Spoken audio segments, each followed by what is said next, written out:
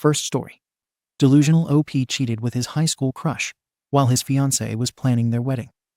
Now, OP is having a breakdown. His fiancée broke up with him and called off the wedding, while his high school crush just ghosted him. I never thought I'd be the kind of man to cheat. I always told myself I had more self-control, more respect for my relationship, and more decency than that. Yet here I am, writing on my phone, sick to my stomach, knowing I've done something I can never take back. Lisa is in the other room, humming softly as she folds laundry, completely unaware of the mess I've made. She's been my rock for years, supporting me through my career changes, late nights, and every dumb decision I've made except this one.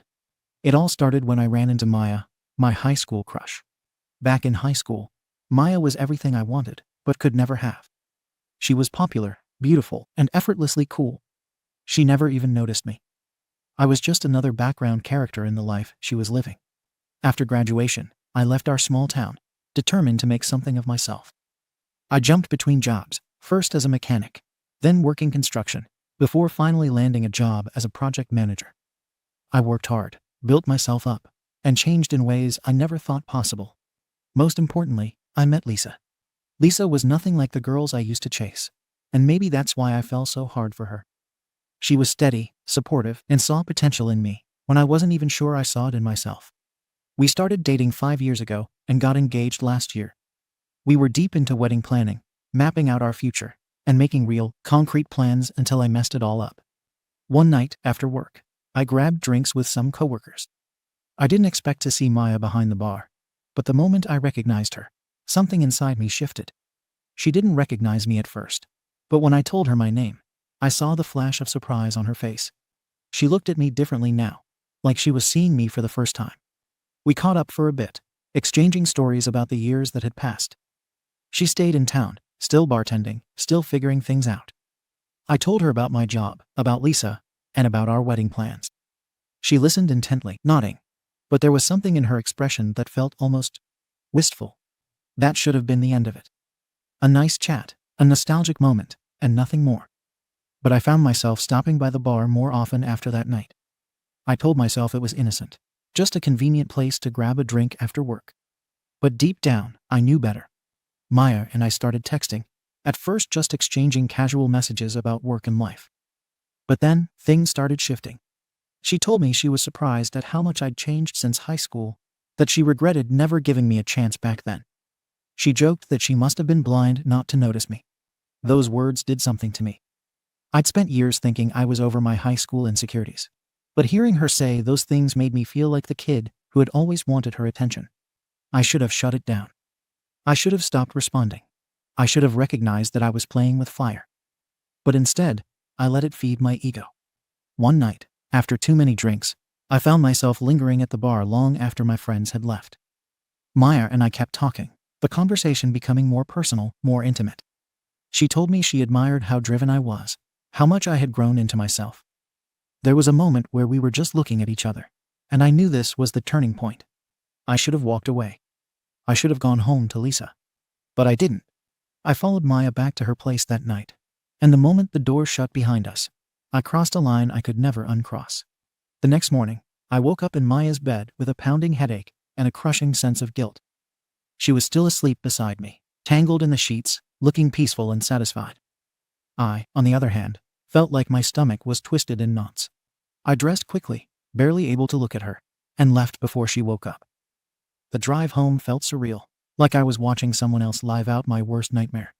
When I walked through the door, Lisa was in the kitchen making coffee, smiling at me as she asked how my night was.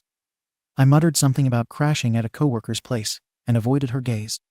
She kissed my cheek, completely trusting, completely unaware of what I had done. I felt like I was suffocating. The guilt was unbearable. Every time Lisa touched me, it felt wrong. Every time she talked about wedding plans, I couldn't speak. She was picking out colors for our invitations, while I was hiding the worst secret of my life. Then, Maya started texting me again. At first, it was casual, just checking in, making sure I was okay. But then she made it clear that she didn't regret what happened, that she wanted to see where things could go. She asked if I was really happy with Lisa, if maybe this was a sign that I was meant to be with someone else. I didn't know what to say. I wanted to believe that what happened was just a stupid, drunken mistake. But the truth was, I had let it happen. I had allowed myself to crave the validation that Maya gave me, to let nostalgia cloud my judgment. I started avoiding both of them, ignoring Maya's texts, and barely engaging with Lisa at home. I could tell Lisa was noticing my distance. She asked if I was okay, if work was stressing me out, and if something was wrong. I told her I was fine. I lied to her face. I don't know what to do. Telling Lisa the truth would destroy her. She has spent years loving me, trusting me, and planning a future with me. And I threw it all away for a fleeting moment with someone who never wanted me until now. Maya, on the other hand, is still waiting for an answer. Part of me wonders if she genuinely cares, or if I was just a thrill for her, a curiosity she never got to explore back in high school. But none of that matters now. The damage is done. No matter what I do, I have to live with the fact that I betrayed the one person who has always been there for me. I keep thinking about what people would say if they knew. That Lisa deserves better. That Maya only wanted me now that I was successful. That I ruined my life over a high school fantasy. And they'd be right. Comments. Comments 1. You're not struggling with guilt, you're struggling with the fact that your little affair didn't give you the happiness you thought it would. You thought Maya would be some amazing what if that would complete your life. And instead, you're realizing she's just someone who didn't want you until you became desirable. And now Lisa, the woman who actually loved you, is at home planning a future that doesn't exist anymore. If you have even a shred of decency left, confess. And don't do it expecting forgiveness, because you don't deserve it. Do it because Lisa deserves the chance to walk away from the mess you created. Comments 2. You don't deserve Lisa. Period. You knew exactly what you were doing when you kept texting Maya, when you kept stopping by her bar, when you let her feed your ego. You cheated emotionally long before you cheated physically. And now you're sitting here crying about your guilt like you're the victim. No, Lisa is the victim. She's at home planning a wedding for a man who already threw his vows in the trash before even saying them. The least you can do is tell her the truth and let her go. Don't waste another second of her life pretending to be the man she thinks you are. Update. I knew I would have to face the consequences eventually. I just didn't expect it to happen the way it did. I wish I could say I did the right thing and confess to Lisa immediately, but I didn't. Instead, I let my guilt eat away at me for weeks, pretending everything was fine while knowing deep down that it was only a matter of time before the truth came out. And when it finally did, it wasn't on my terms. Lisa found out. I thought I was being careful. I deleted Maya's messages, avoided any contact with her outside of that one night, and buried my guilt deep enough that I convinced myself I could keep living a lie. But what I didn't consider was Maya. She wasn't done with me. At first, she just sent a few messages checking in, reminiscing about that night, hinting that she wanted to see me again. I ignored her, hoping she'd get the message. But then the text got bolder. She started asking why I was pretending nothing happened, why I was acting like she didn't exist.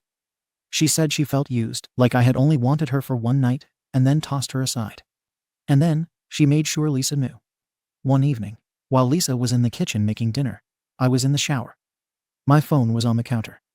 I had stupidly assumed Maya was finally done reaching out, so I hadn't blocked her. But instead of leaving things alone, she sent multiple long, detailed messages about how she didn't deserve to be ghosted after everything we shared. She claimed I had made promises I never intended to keep, and that Lisa deserved to know the truth. Lisa read it. Maybe because of the constant notification sounds. By the time I walked out of the bathroom, she was standing in the living room, holding my phone, her face completely drained of color. She looked at me with this hollow expression, like I was a stranger she had never met before. And in that moment, I realized I had lost her. She didn't ask for details. She simply told me to get out. I tried to explain, to stutter out some pathetic excuse about how it was a mistake, how it didn't mean anything, how I regretted it every single day since it happened. But nothing I said mattered. Lisa packed a bag for me and set it by the door. She didn't argue. She was just done. I stayed at a friend's place for a while, hoping she'd at least be willing to talk once the initial shock wore off. But when I tried reaching out a few days later, she ignored me.